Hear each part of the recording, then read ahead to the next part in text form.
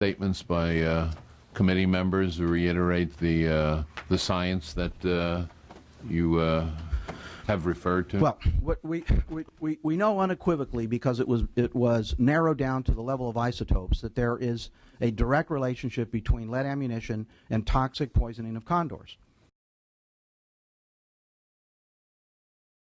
The church also used incomplete environmental background data from their own references. And further, they ignored one of their references on lead ammunition. Isotope ratios alone cannot be used to address the likelihood that one lead source is the principal source or preferred source over another lead source. The forensic community does not use isotope ratios in courts of law for good reason.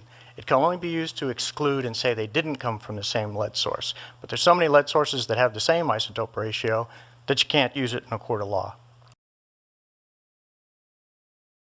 Let me offer a suggestion. I mean, I have got a little bit of history with this, with lead ammunition in Condor country.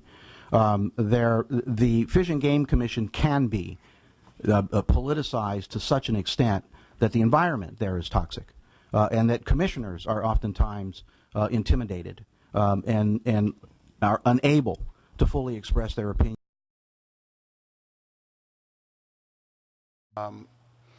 Last year, the commission was under direction of the legislature through the Nava bill, and we were in the process of doing all of the science, doing all of the investigation, and were fundamentally preempted by the legislature. The science at that point in time looked sound.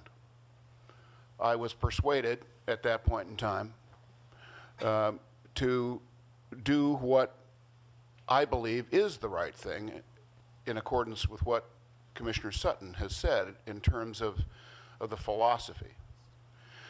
But now, with this new evidence that has been put in front of us, and I completely agree with Commissioner Sutton in that placing new evidence is often simply a tactic.